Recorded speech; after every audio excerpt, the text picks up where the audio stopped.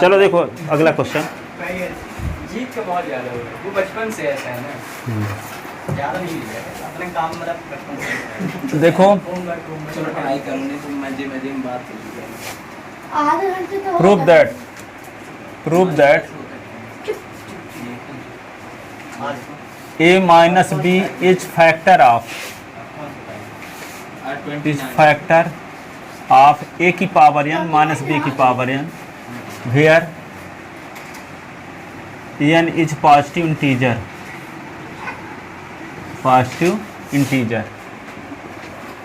ये एनसीईआरटी का एग्जाम्पल है ना।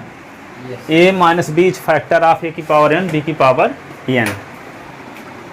ठीक है, तो देखो हम a की पावर n पर विचार करते हैं, तो a की पावर n को क्या लिख सकते हैं, a minus b plus b की power n।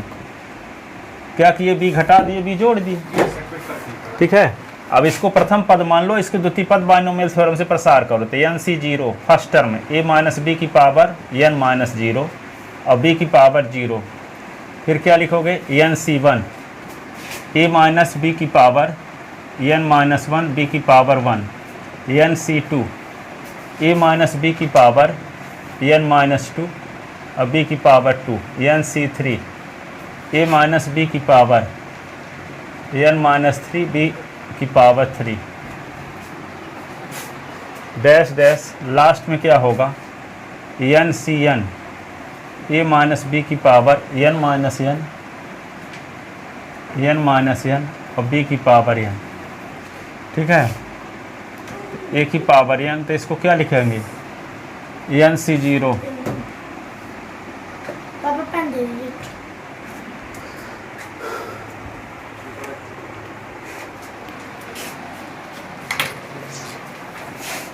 N C zero, n C zero का मान तो एक ही होता है ना, a माइनस बी की पावर n, b की पावर जीरो तो भी है। ठीक है, फिर क्या लिखेंगे, n C one a minus b की पावर n माइनस वन और b।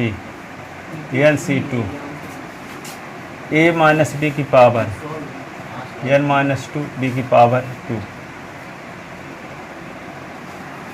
ठीक है, डैश डैश कर दो, अब लास्ट वाला लिख के देते हैं बस। एन सी एन तो वन होगा ना, a माइनस बी की पावर जीरो तो क्या होगा, वन है, ये भी वन, ये भी वन, ये b की पावर n। अब b की पावर n राइट साइड से लेफ्ट साइड में ले आओ, इधर आएगा तो माइनस में हो जाएगा, तो a की पावर n और b की power n। a minus b की power n, n C one a minus b की power n minus one b। N C two a minus b की पावर n माइनस टू और b square dash dash. अब क्या करेंगे, a की power n minus b की power n, तो a minus b common ले सकते हो यहाँ, तो क्या होगा, a माइनस बी की power n minus one. N C one a minus b की power n minus two b। N C two a minus b की पावर n माइनस थ्री और b square dash dash. a minus b common लेंगे तो सब में a minus B का भाग हो जाएगा, तो भाग जब होगा तो क्या होगा, ये ऊपर जाए, a माइनस बी नीचे रहेगा तो a माइनस बी की power n, a minus b की पावर एक है तो ऊपर जाएगा तो n माइनस वन हो गया। यहाँ भी a माइनस बी अपान में करोगे तो ऊपर जाएगा तो क्या है, a माइनस बी की पावर एक, a माइनस बी की पावर n माइनस वन, तो a माइनस बी की power n minus one minus one. यानी a माइनस बी का गुणा किए तो a माइनस बी का सब में भाग दे दिए। ठीक है, तो जब भाग दोगे तो क्या होगा, a माइनस बी यहाँ बटे में जब आएगा तो a माइनस बी की घात एक नहीं कर सकते, तो ऊपर ले जाओगे तो n माइनस वन हो जाएगा। नहीं समझ में आई बात है, जहाँ कॉमन ले रहे हो जबरदस्ती तो क्या करते हो, भाग देना पड़ता है। सर ऊपर नीचे दोनों भाग देने पड़ते हैं। हाँ, तो ऊपर गुणे किए हैं, नीचे भाग देंगे तब आ गया ऊपर। तो यहाँ दिखाना ये चाहते हैं कि a माइनस बी का ये मल्टीपल नंबर है, तो डिविजिबल होगा a माइनस बी से। ठीक है, which is multiple of a minus b, this is multiple. हाँ,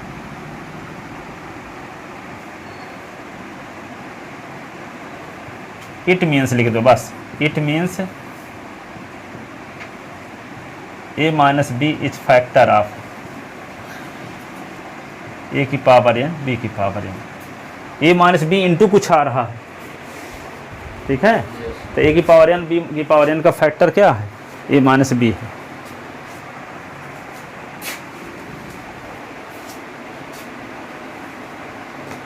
लिख ले।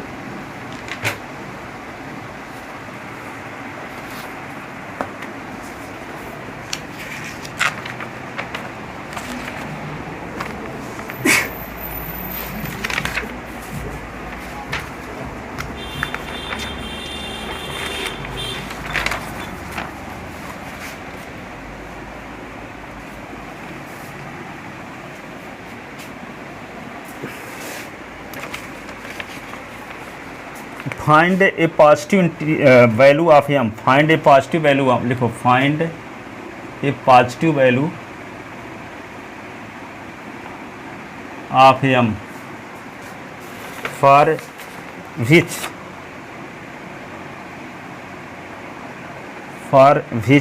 The coefficient of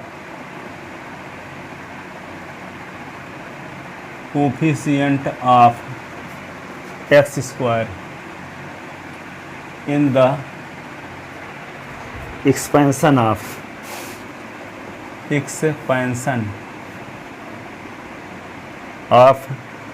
1 plus x की power m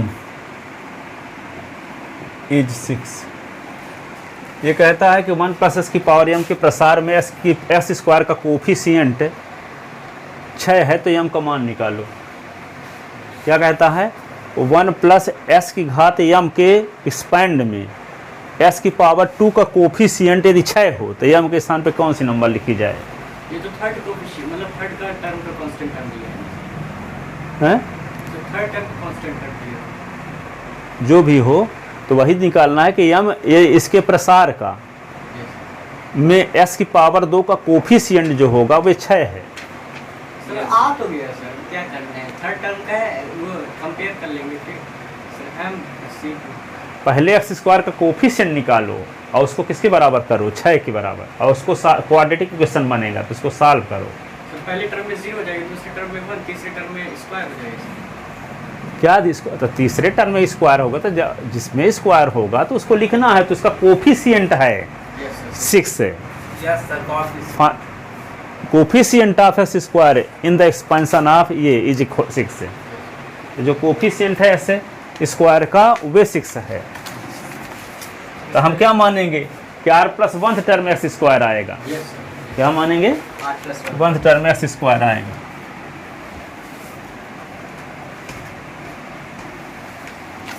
late r plus 1th term contain x की power 2। Let r plus 1th term contain s की power 2। Then t r plus 1 कैसे निकालेंगे, m c 0, फिर क्या लिखोगे 1 की पावर m माइनस 0 और s की पावर 0। 0 हो जाएगी सर r। अच्छा हाँ, यह r लिखेंगे ना, m c r और 1 की power m minus r, s की पावर r, ऐसे ना, यही ना। यस सर, बिल्कुल सर।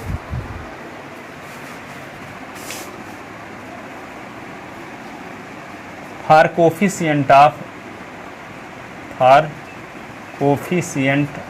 ऑफ एक्स स्क्वायर, तो एस की पावर r है तो r बराबर क्या लिखना पड़ेगा, r इज इक्वल टू 2। यहाँ s की पावर r है तो एक एक्स स्क्वायर कोफिशिएंट कब कहलाएगा, जब r के स्थान पे 2 लिख दिया जाए। तब putting the value of r in equation first, putting the value of r in equation first, तो क्या होगा t2 प्लस 1, तो m c ये क्या होगा 2, और 1 की पावर कुछ भी हो तो 1 होता है ना, s की पावर 2, तो t 3 एम सी 2, ये क्या होगा एस स्क्वायर। तो coefficient of clearly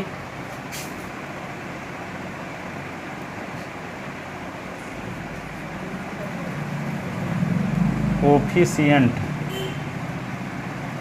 of x square is equal to क्या है एम सी 2 ना हुआ। According to question coefficient of x square is equal to 6, ये इक्वेशन हो गया कौन सेकंड, ये इक्वेशन हो गया थर्ड। तो यहाँ x square coefficient m C 2 है, यहाँ एक्स स्क्वायर कोफिशिएंट 6 है, तो दोनों का लेफ्ट साइड सेम है, तो राइट हैंड साइड भी क्या होगा सेम। तो फ्रॉम सेकंड एंड थर्ड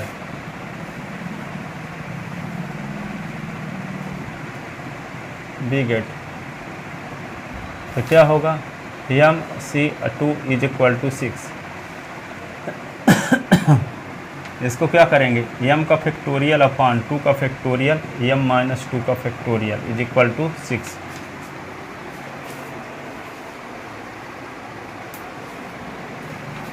ठीक है।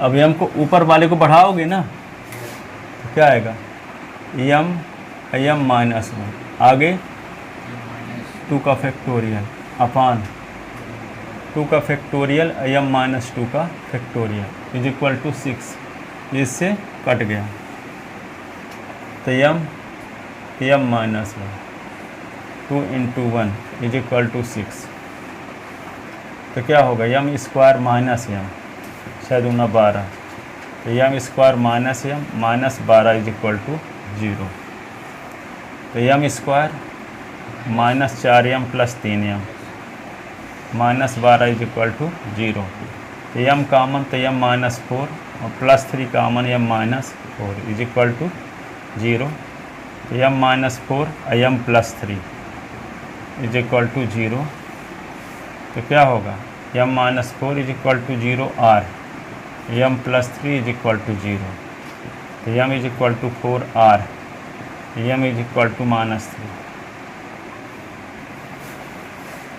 तो m is equal to minus 3 reject because it is not first integer, ये फर्स्ट इंटीजर नहीं है।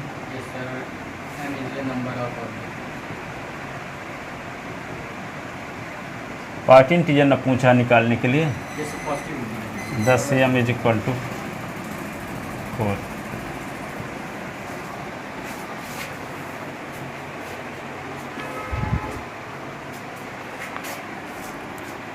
जैसे आप इसका ट्रिक बताए थे सर MC मतलब MC2 जैसे दिए तो इसको 2 टर्म एक्सपेंड कर दें जैसे नीचे जो दिया है R, तो इसी तरह क्या P का भी कोई फार्मूला है क्या किसका? जैसे ये MC2 है हाँ। उसमें नीचे 2 दिया है R की वैल्यू, तो ऊपर वाले को भी 2 बार एक्सपेंड करना है, नीचे वाले को 2 बार, वैसे P का भी कोई फार्मूला मतलब ऐसे है P का कौन P का? जैसे अगर MP2 वहाँ पाते हैं तो उसको कैसे एक्सपेंड करेंगे जैसे आप पहले परम्यूटेशन नहीं वो उसमें फार्मूला बाइनोमियल थ्योरम परम्यूटेशन थोड़ी लगता है। इसको याद ही करना पड़ेगा MC2 जैसे अरे बाइनोमियल थ्योरम में कम्यूटेशन का फार्मूला नहीं लगता, यहाँ पे क्या डाउट है, सीधे कम्यूटेशन लगता है। बाइनोमियल थ्योरम की जो डेफिनेशन है उन्होंने रिसर्च करने वाले लगाए हैं, क्या थोड़ी कि आपको रिसर्च करना है, आगे और पढ़ लेना तो करना रिसर्च के यहाँ कम्यूटेशन वाला फार्मूला क्यों लगाए हैं, परम्यूटेशन वाला क्यों नहीं लगाए हैं। जैसे मान लो a प्लस बी का होल स्क्वायर है, ये तो कन्फर्म आपको पता है कि a square plus 2ab plus b square के नहीं सर, मतलब मैं कहने का मतलब ये है कि सर कहीं परम्यूटेशन का ही मान लीजिए क्वेश्चन आ गया तो उसमें जैसे इसमें शॉर्ट में जैसे आप बता रहे थे जैसे 6c2 का मान लीजिए सर बनता है, तो ऊपर वाले टर्म को 2 बार एक्सपेंड करना है, नीचे वाले टर्म को 2 बार एक्सपेंड करना है, तो क्या ऐसे कोई है सर ट्रिक ऊपर मतलब दूसरे वाले को भी ऐसे कर सकते हैं? जैसे नीचे 2 लिखा तो उसको 2 बार अरे डायरेक्ट बोल रहे थे, यस सर। तो ये तकनीक है ही ना कि 2 है तो ऊपर 2 टर्म तक प्रसार थे m minus 1 upon 2 into 1 is equal to 6, ये परम्यूटेशन में भी ऐसा हो जाएगा, परम्यूटेशन में नहीं है। इसका 3-4 वैल्यू याद ही करनी चाहिए क्या सर शुरू में जैसे अरे फार्मूला लगा दो जो अपने आप समझ में आ जाए कहाँ तक प्रसार करना है, थोड़ी क्या वो ट्रिक उसमें याद करोगे, जहाँ ट्रिक है वहाँ बता दिए, जहाँ ट्रिक नहीं है तो वहाँ नहीं बताएगा, इसका मतलब फार्मूले लगाना है। जैसे भी परम्यूटेशन वाला इजी, कॉम्बिनेशन में भी वही करना है, परम्यूटेशन डायरेक्ट लगा सकता है। चल देख लिख ले इसको ना, m is equal to 4।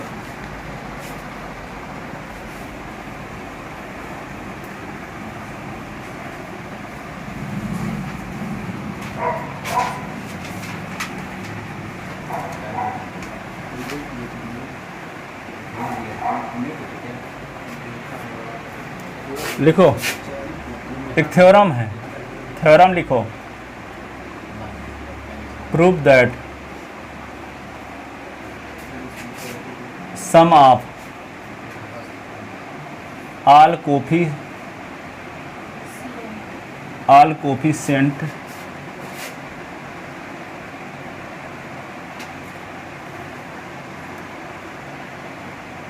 in the expansion of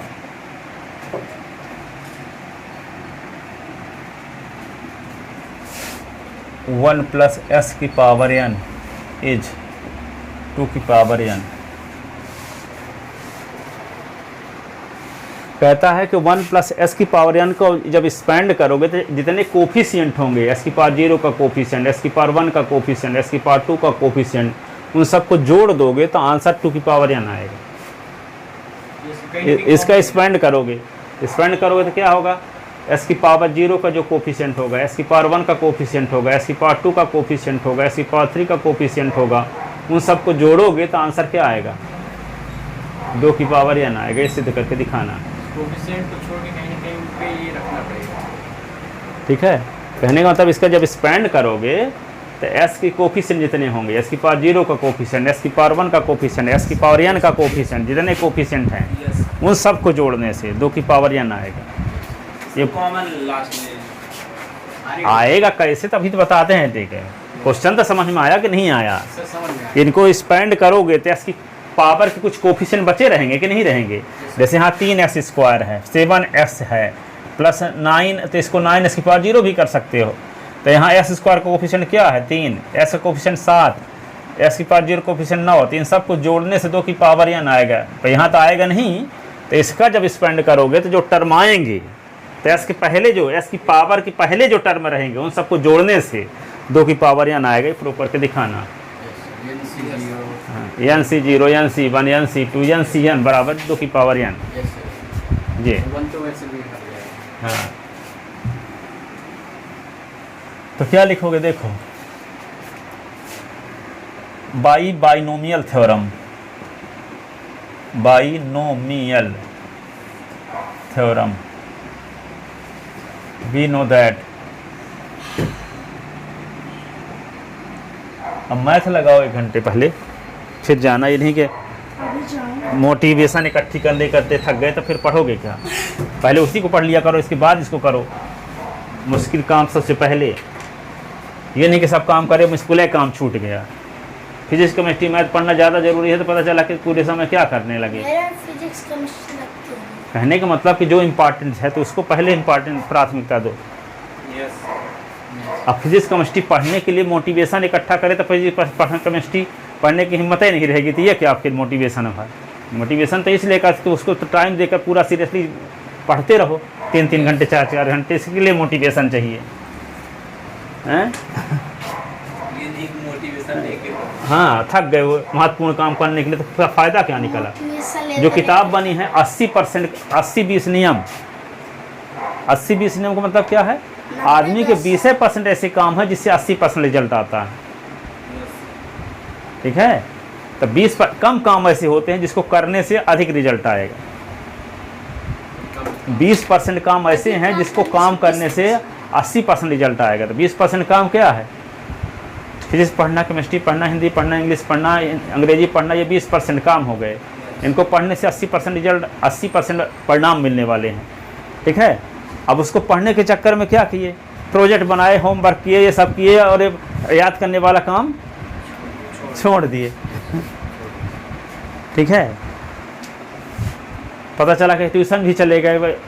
ठीक है, ड्रीम चले गए, इंग्लिश सीखने चले गए, कंप्यूटर भी सीखने चले गए, खेलने भी चले गए, इंग्लिश सीखने चले गए पर इंग्लिश सीख के नहीं आए। खेलने चले गए, कंप्यूटर क्लास चले गए, टाइपिंग सीखने चले गए, सब करने चले गए, पढ़ते भी ब्राह्मी में हो।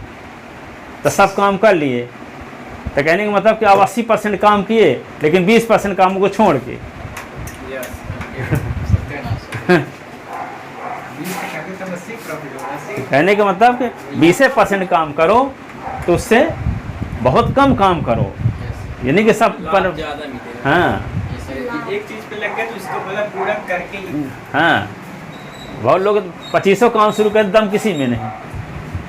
ना यार तुम लोग एक्सेलेंस में पढ़ते हो, तुम लोगों के जस्ट आगे क्लास में यानी 12th में अजीत गुप्ता को जानते हो? हाँ जानता हूँ।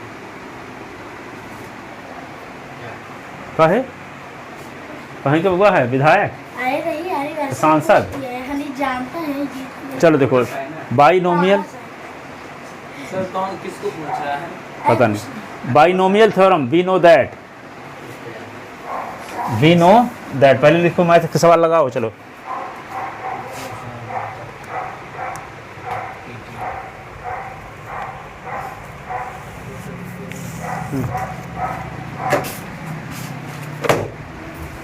तो देखो 1 + s की पावर n का प्रसार करते हैं तो n c 0, 1 की पावर n - 0, s की पावर 0, यही ना। फिर n c 1 और 1 की पावर n - 1, s की पावर 1, n c 2, 1 की पावर n - 2, s की पावर 2, n c 3, 1 की पावर n - 3, s की पावर 3, डैश डैश। लड़का है यहाँ पे खड़ा है 8 बजे बुलाए थे, बैग लेके दो 8 बज गए कहे, अभी इतना बजे होंगे ना। बच गए होंगे आज थोड़ी ज़्यादा। रुक लो फिर 2 मिनट।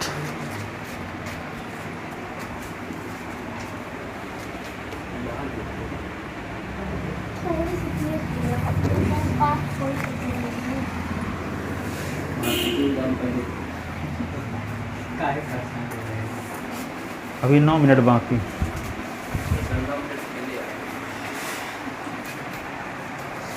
तो देखो ये लास्ट वाला क्या होगा, n c n और 1 की पावर n - n और s की पावर n, ठीक है।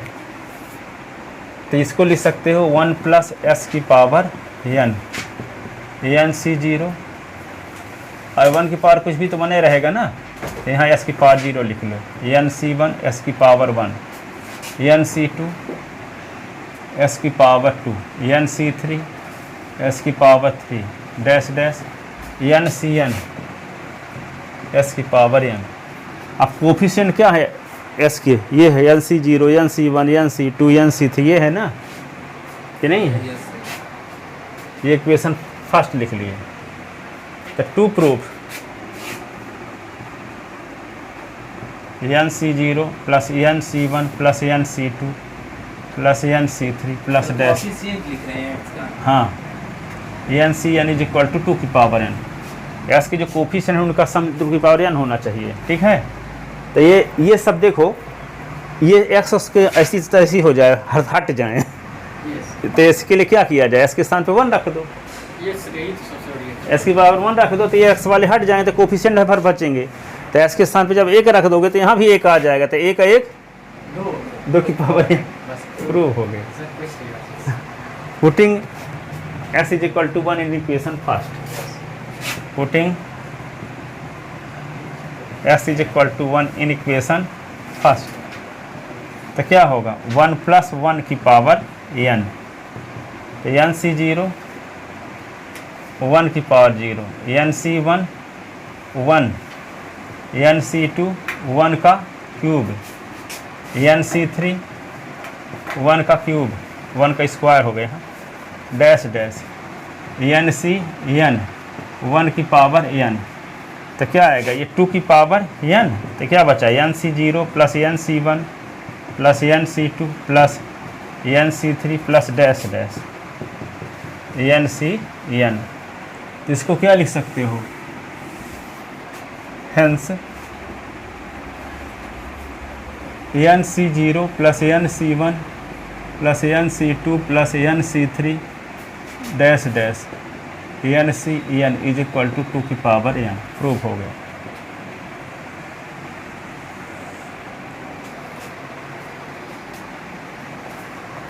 अब कहीं पे ये आ गया ऐसे 25C0, 25C1, 25C2 dash dash 25C25, तो इसका मान 2 की पावर 25। मैथ कॉलम में कई साल ये आया है, ठीक है। अब मान लो 25C0 को उधर ले गए तो यहाँ शुरू होगा 25C1, 25C2, 25C3 dash dash, ये आ गया 25C25, तो इसको लिख सकते हो 2 की पावर 25। अब इसको ले जाओगे इधर तो ये हो गया 25C0, और 25C0 की वैल्यू 1 होती है कि नहीं, तो 2 की पावर 25 माइनस 1, इसका आंसर ये हो गया। तो यदि 1 से शुरू हो रहा है तो इसकी वैल्यू ये होगा 2 की पावर 25 माइनस 1। यदि n C1 से शुरू हो रहा है तो क्या होगा 2 की पावर n माइनस 1,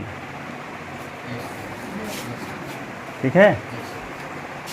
तो इसका कोई क्वेश्चन है आगे आएंगे क्या? हाँ आगे हैं, ऑब्जेक्टिव में आते हैं। ये ज़्यादा क्वेश्चन बड़ा है। हाँ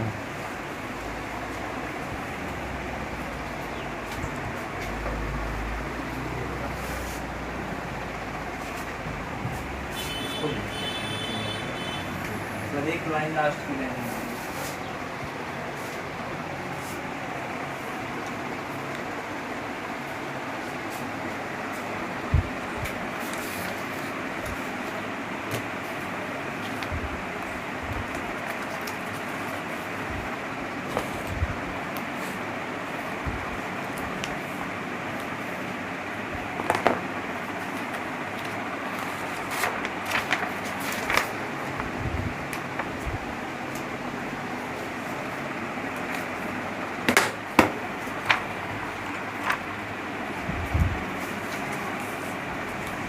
जब अब नए लड़के आए हैं, देखते हैं सरस्वती वाले हैं 10th क्लास के। सर आज फर्स्ट क्लास में हाँ फर्स्ट क्लास सर में नीचे नहीं। वाला भी लिखना है, हम्म, सर 25 वाला भी लिखना है। हाँ लिख लो समझने के लिए, उसका एप्लीकेशन है उस फार्मूले का। सर किस तुमसे क्लास लंबे के है ना? लिए 10th। सर जाएंगे कि कहाँ जाएंगे? सर मतलब 10th क्लास में जाएंगे कि 10th 10th क्लास में हैं, अच्छा 9th। 9th। उनके स्कूल के लड़की पढ़ती थी पिछले साल, रिया सिंह चौहान, उसका प्रदर्शन देख के आए हैं यहाँ। सर वो कितना परसेंट? नहीं हाई जस्ट उसी का होगा, हम जानते नहीं पर्सन कितना है, सर पर वो नहीं कुछ आती। पूछते थे तो सब फार्मूला बता देती थी, वे सब रटी थी 50-60 फार्मूला लिखने के लिए संडे को देते थे। तो यस सर रट जाता सर जब लगातार ये ये जानता होगा अनुरोधे, हम्म, अनुरोधे जानता होगा हाँ भैया। अरे मैं नहीं जानता, तो टेस्ट उस्ट में नंबर देखता रहा होगा पहले। जैसे देखा हूँ पर जानता नहीं, हम्म। मतलब जो आते थे नहीं जानता। तो वही आते थे। सर आप एक मतलब कि पूरे बैच के एक साथ लास्ट में थे, आया। फिर पता नहीं चलता कौन किस बैच में है या किस क्लास में है। बहुत लास्ट में आया था। ठीक है, जाओ। याद नहीं। बस ये देव लोग का याद था और वो- सर जो एक लड़का 100 पाता है हर पेपर में वो कौन है? वो ब्राह्मी के हमारे संग कौन है? कौन 100 पाता है? हर बार। सौरभ है, सौरभ है, प्रवेश है। हम लोग का सब हमारे प्रयास अच्छे से प्रयास करें।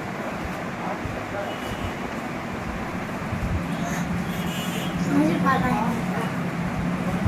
अरे हो गए कुछ कुछ का क्वेश्चन हाँ देंगे। वही तो मैं जान गया, जब आप बोले ना जहाँ सौरभ में प्रवेश है, तब मैं समझ गया। ताकि लगे कि हम अभी कमज़ोर हैं तो मेहनत करें खूब। ज़्यादा लड़के जाते हैं। आ जाओ, नमस्ते।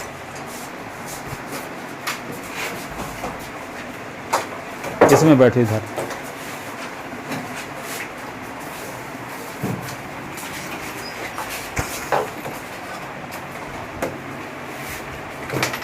तो रिजल्ट खुल गया ना आप लोगों का? कितना परसेंट बना है 9th क्लास में? हैं 90 आपका है? आपका 82.80 और उसका रिया कितना बना? नहीं देखा। अच्छा, हाईएस्ट आपे का है क्या? नहीं हाँ, वो अनुराग द्विवेदी अनुराग द्विवेदी कितना है? वो 91 है। 91। हाँ इंटर्न है उसका। अच्छा हो गया, चलो अब चिंता ना करो, आप 100 लाना इस साल।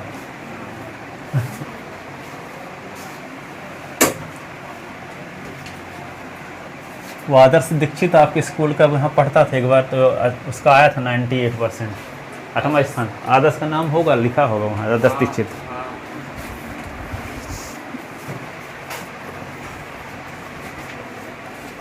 फिर वो ब्राह्मी में तो उसका 95 हो गया था, फिर पर वो BHU में सेलेक्ट हो गया था, फिर दिल्ली यूनिवर्सिटी में भी सेलेक्ट हो गया था, फिर दिल्ली यूनिवर्सिटी से MSc किया, वो BSc किया है। अब IAS की कोचिंग कर रहा है वहाँ दिल्ली में, दृष्टि IAS कोचिंग ज्वाइन किया है, और संजय गांधी से MSc भी कर रहा है। तो क्या है कि वहाँ पे टाइम देने के लिए पर्याप्त टाइम नहीं था वहाँ, तो MSc डायरेक्ट रेगुलर नहीं किया, IAS की कोचिंग कर रहा है। तो सोचा कि कम टाइम देना पड़े, जहाँ वहाँ पढ़ें, तो MSc यहाँ भी करने पर परीक्षा देने के लिए आता है यहाँ। श्रुति पांडे भी थी, उसी के साथ में पढ़ती थी, तो उसका भी 7वां स्थान आया था मध्य प्रदेश में। तो वो भोपाल सुपर एक्सीलेंस कॉलेज से BSc की है, अभी भी कोचिंग वहीं कर रही है IAS की। मैं इस साल से भी आया 9 कौन?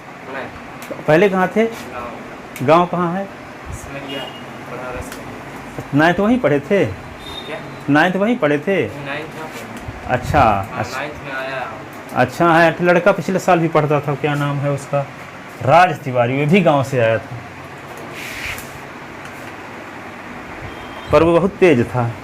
ठीक है, इस साल रिजल्ट हम पूछबे नहीं किए, पर 90 से ऊपर है होगा 10th क्लास में। 9th 10th पढ़ा है, 8वीं गांव बाहरी में पढ़ता था। तो ये नहीं है कि गांव वाले कमज़ोर होते, गांव वाले और तेज कभी कभी निकलते हैं। मेरा भी 9th में 8th में 78 आए थे। हाँ गाँव में इसकी व्यवस्था नहीं हो पाती थी, हाँ। टीचर नहीं मिलते थे। और आप यहीं पढ़ते थे पहले से ही? 9th में आए हो यहाँ? अच्छा, इसके पहले कहाँ पढ़ते थे? गांव कहाँ है आपका? हनुमानगढ़। चलो,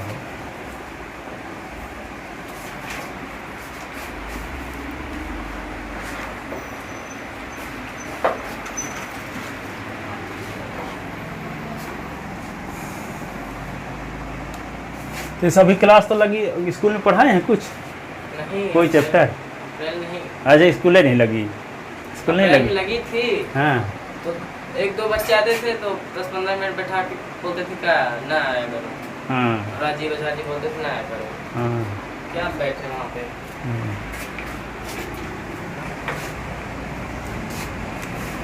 देखो, अभी कुछ लड़के अभी आए नहीं हैं, तो फिर बीच का चैप्टर पढ़ाते हैं, फिर आ जाएंगे तो फर्स्ट चैप्टर शुरुआत करेंगे, ताकि आप लोगों का नुकसान भी ना हो और वो लोग और भी आ जाएं, तो फिर शुरू करते हैं। हो सकता है 1 जून से आ जाएं और लोग। ठीक है, तो एक है एक नया चैप्टर त्रिकोणमिति, शुरू करते हैं। एक नया चैप्टर, नई चीज़ है। त्रिकोणमिति में क्या होता है? एक समकोण त्रिभुज बनाओ। समकोण त्रिभुज क्या कहते हैं? कौन से त्रिभुज को समकोण त्रिभुज कहते हैं? जिसका एक कोण 90 अंश का हो। एक कोण क्या हो?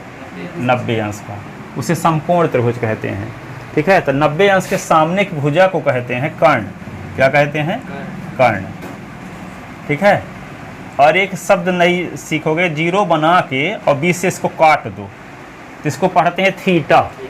क्या पढ़ते हैं? थीटा।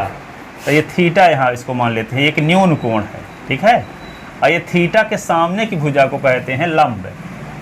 क्या कहते हैं? लंब। और 90 अंश के सामने भुजा को कर्ण, और जो एक भुजा और बच गई उसको आधार कहते हैं। क्या कहते हैं? आधार। तो ये 3 भुजाएं होती हैं, लंब, आधार और कर्ण। तीनों भुजाओं में कुछ संबंध होते हैं, जिसको त्रिकोणमिति अनुपात के नाम से जानते हैं। तो पहले संबंध होता है लंब, लंब बटे कर्ण।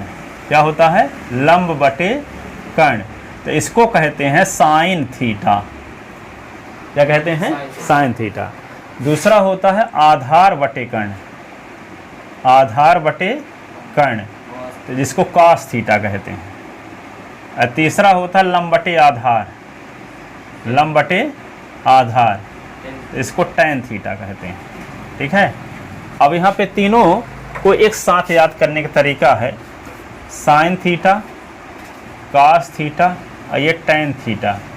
इसको अंग्रेजी में लंब को बोलते हैं परपेंडिकुलर, जिसको पी से डिनोट करते हैं। कर्ण को हाइपोटेनस, ये आधार, तो इसको बेस अपान हाइपोटेनस, और लंब परपेंडिकुलर अपान बेस। ठीक है, तो यहाँ पे साइन थीटा, कास थीटा। ठीक है, तो इसको 60 में लंब बटे कर्ण को बहुत लोग लिख लेते हैं यल अपान के, इसको क्या लिख दिए आधार ए अपान के, ठीक है, और इसको क्या यल अपान के, ऐसे यल अपान बी, ठीक है, लंब बटे आधार ए ऐसे लिख दिए, ए लिख दिए है ना। अब यहाँ पे देखो याद करने का कुछ टेक्निक, जैसे यल ए यल, और यहाँ पे क्या हो गया आधार, ऊपर क्या है यल ए यल, नीचे क्या है के ए, तो लाल बटे काका, लाल बटे काका, तो लाल बटे काका यदि याद किए हो तो समझ जाओ कि पहले क्या है यल और के, तो लंब बटे कर्ण साइन थीटा का सूत्र है, ठीक है। दूसरे नंबर में क्या है आधार बटे कर्ण, तो कास थीटा का सूत्र है। तीसरे नंबर में लंब बटे आधार, तो टेन थीटा का सूत्र। लाल बटे काका याद किए रहोगे तो sine theta cos theta tan theta का फार्मूला याद रहेगा, भूल नहीं जाएगा, ठीक है। साइन थीटा का लंब बटे कर्ण, कास थीटा का आधार बटे कर्ण, टेन थीटा का लंब बटे आधार।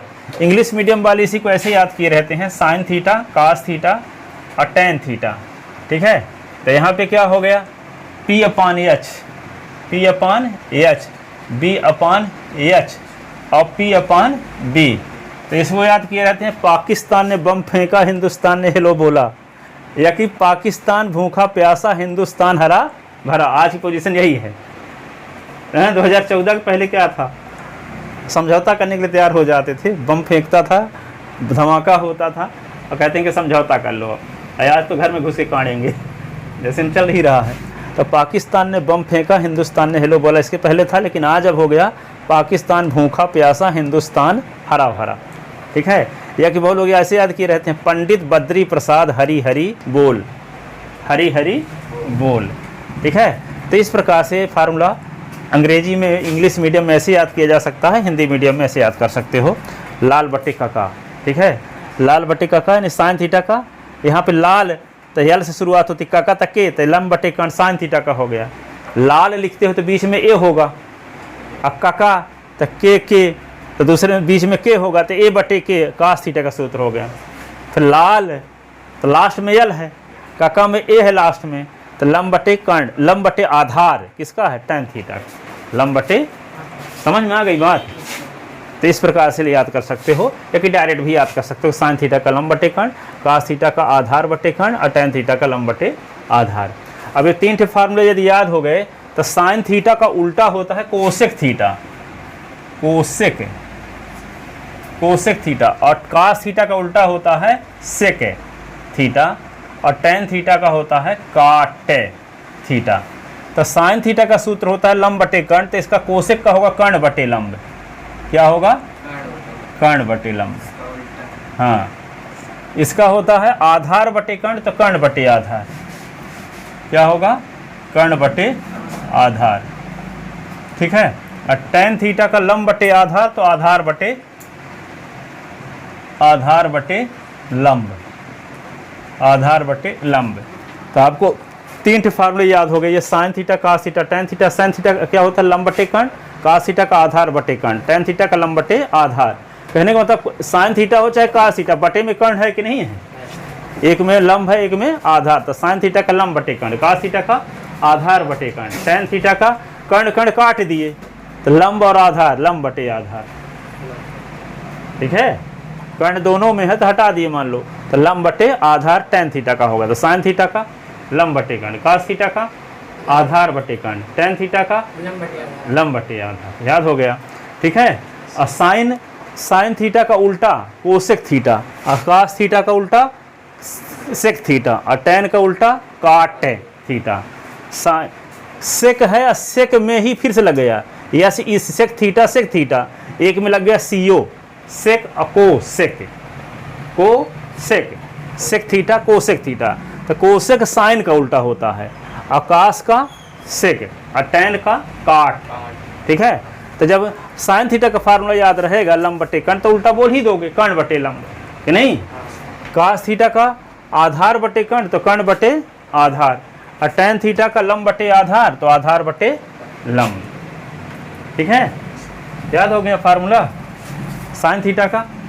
साइन थीटा का हाँ लंब बटे कर्ण, कॉस थीटा का, आधार बटे कर्ण, टेन थीटा का, टेन थीटा का वो आधार बटे लंब, लंब बटे लंब बटे आधार, आधार। लंब बटे आधार। आप बोलो साइन थीटा का, लंब बटे कर्ण, कॉस थीटा का, आधार बटे कर्ण, टेन थीटा का, आधार बटे लंब, लंब बटे आधार। लंब बटे आधार। हाँ, जैसे शुरुआत लंब से शुरू किए थे ना, साइन थीटा का लंब बटे कर्ण, कॉस थीटा का आधार बटे कर्ण। तो कर्ण कर्ण काट दो, मान लो हटा दो, तो बचा क्या? ऊपर लंब बचा है, नीचे आधार, तो लंब बटे आधार से और फार्मूला बन गया टेन थीटा। ठीक है, तो एक फार्मूला एक होता भी है ऐसे कि यहाँ पे देखो साइन थीटा में कास थीटा का भाग दे दो, साइन थीटा बटे कास थीटा कर दिए मान लो, तो क्या आ गया? यहाँ लंब बटे कर्ण, ये हुआ। और यहाँ क्या लिख दे? आधार बटे कर्ण। और ये कर्ण कर्ण काट दिए, देखो तो बचा क्या? लंब बटे आधार। तो लंब बटे आधार है किसका सूत्र? टेन थीटा का। तो टेन थीटा का एक और फार्मूला बन गया, साइन थीटा बटे कास थीटा। टेन थीटा का सूत्र क्या बन गया? टेन थीटा का सूत्र बन गया साइन थीटा बटे कास थीटा। ठीक है, क्योंकि इस समीकरण में इसका भाग दे दिए, तो यहाँ पे साइन थीटा बटे कास थीटा, इसमें इसका भाग दें तो कर्ण कर्ण कट जाएगा, तो लंब बटे आधार। तो एक फार्मूला और बन गया क्या? साइन थीटा बटे कास थीटा बराबर टेन थीटा। ठीक है, तो इसको क्या लिख सकते हैं? टेन थीटा बराबर होता है साइन थीटा बटे कास थीटा। तो ये भी जानते हो कि टेन का उल्टा क्या होता है? काट। तो एक और फार्मूला बन गया, काट थीटा बराबर कास थीटा बटे साइन थीटा। समझ में आई बात? जब टेन थीटा का फार्मूला साइन थीटा बटे कास थीटा, टेन का उल्टा होता है काट, तो काट का क्या होगा फिर? कास थीटा बटे साइन थीटा। ठीक है, तो इस प्रकार आपके पास 8 फार्मूले बन गए। साइन थीटा का लंब बटे कर्ण, कास थीटा का आधार बटे कर्ण, टेन थीटा का लंब बटे आधार, कोसेक का कर्ण बटे लंब, सेक का कर्ण बटे आधार, काट का आधार बटे लंब, और टेन थीटा का साइन थीटा बटे कास थीटा भी फार्मूला होता है, और काट थीटा का कास थीटा बटे साइन थीटा भी फार्मूला होता है। ठीक है, इसको लिख लो, फिर और आगे फार्मूला लिखते हैं।